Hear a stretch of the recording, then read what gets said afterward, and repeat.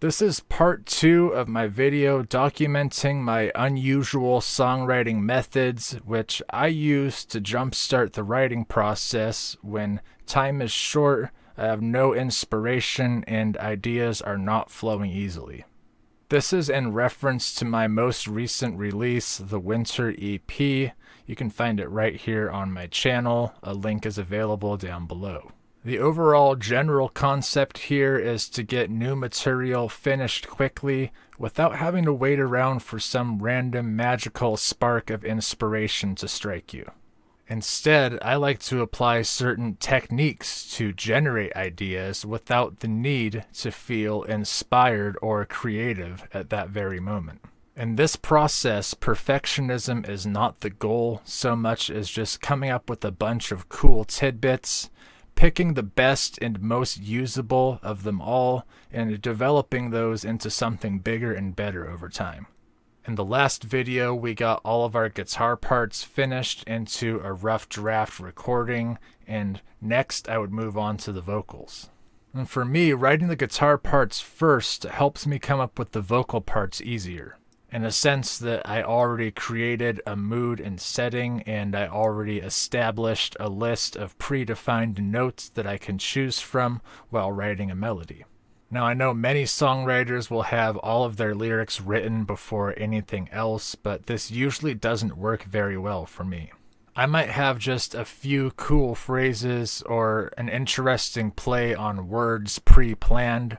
Generally, I will write these down in my phone's notepad app as I'm going about my day and I happen to hear something interesting or think of something clever, but for the most part, we're starting with 0 lyrics planned out.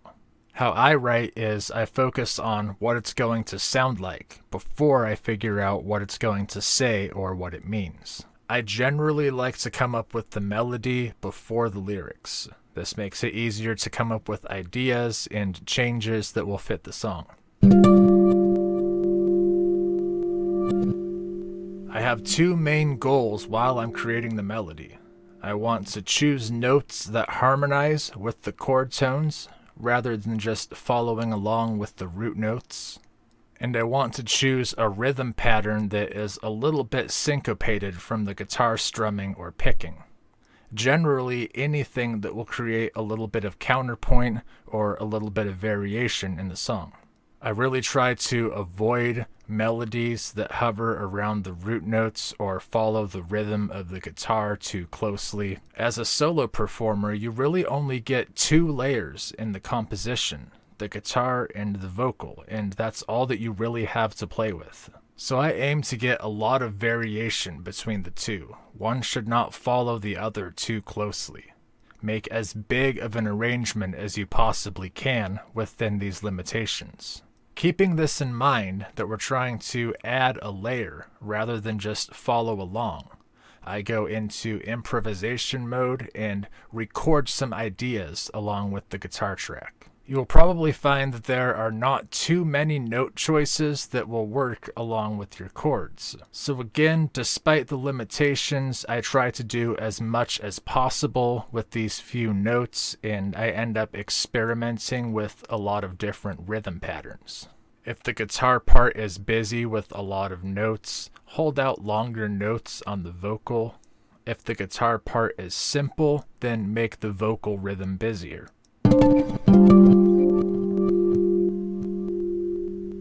I use 2 different methods to create these improvised vocal melodies. The first and most obvious is to just turn on the mic and start making some noise. I don't focus on singing any intelligible words in these earliest recordings. It's all just about the notes and the rhythm. If any words immediately come to mind, I will use them, or just some kind of a random word salad. Otherwise, it's just ooh, woes, and yeahs. It doesn't have to mean anything or even sound good at this stage. I call this my mumble track. On some occasions, final lyrics are born from things that I said on accident during the creation of my mumble track.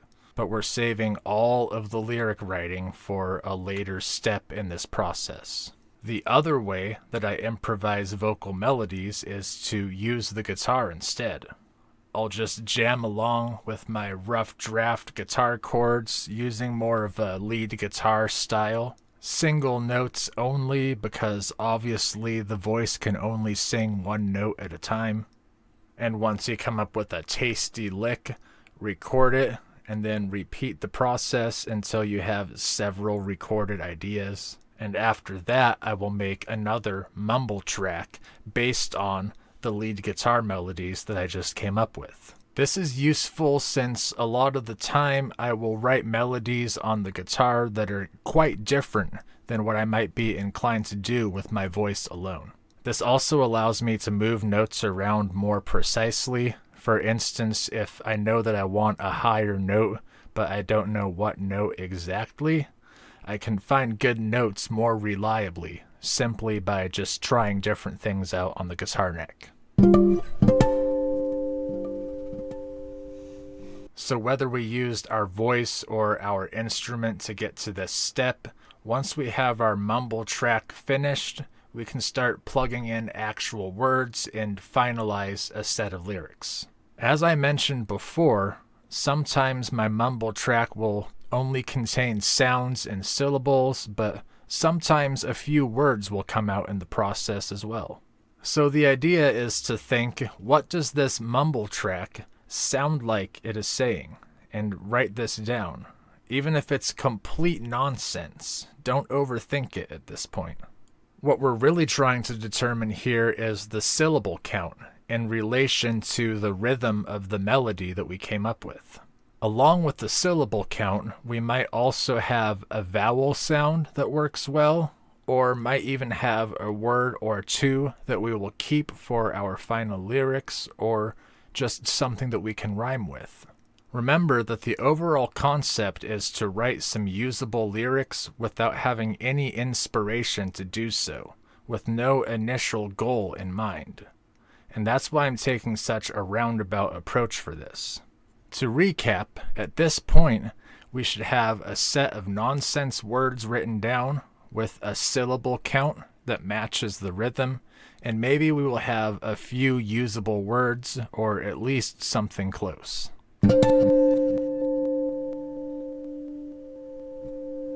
So next we want to take these nonsense lyrics and then start replacing each line with actual lyrics. Maybe this won't be our final draft, but we want to start adding a little bit of sense and a little bit of meaning to the composition. It still doesn't have to be perfect at this point.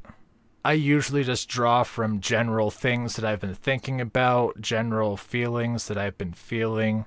Now would be a great time to make use of all those little notes that I have saved in my phone. A news story you've heard recently, a good book that you've been reading, an interesting conversation you've had, a podcast you watched earlier.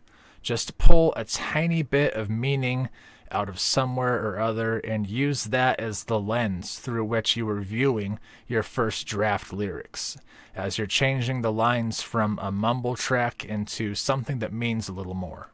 If it doesn't all add up to sound like you're making an entire point at first, that's totally fine. I like to say that all of my songs are open to interpretation to some degree, and as such, I like the meaning behind the lyrics to be a little bit ambiguous on purpose. Everything is subject to change. Even after I've recorded and uploaded these songs, I still feel like I might change some of the lyrics eventually. Even some of the greatest and most respected artists out there have released and performed songs without having 100% finalized lyrics. It's your song, change it however you like. For instance, there was a point in one of my songs where I didn't really know what to say. I pondered on it for a really long time, and I ended up going with kind of a cringy line involving vampires. In retrospect, I don't think that I really love it, and I probably will end up changing it whenever I perform the song in the future. But for the sake of getting these songs finished and released without letting perfectionism bring my project to a standstill, I committed to the lyrics that I wrote, and I went ahead with the process. And you never know, a line that makes you cringe a little bit might end up really connecting with someone else, and it might end up being someone's favorite part of the entire song.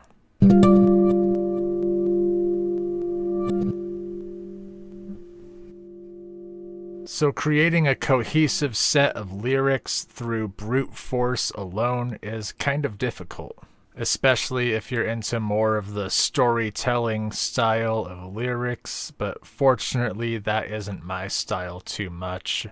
It isn't impossible either way. Again, I keep it a little ambiguous and open for interpretation rather than simply stating everything.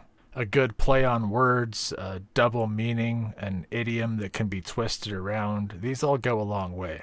For instance, I was doing some work out in the yard and I noticed that the moles were all digging up the ground everywhere, and it made me think of that old saying, "You're making a mountain out of a molehill." But I thought it was kind of an odd concept to say the opposite. You're making a molehill out of a mountain. And this later became a vocal hook for one of the songs on my new album. Once I come up with just a few lines that make sense, I start trying to figure out what the overall theme and concept of the song would be.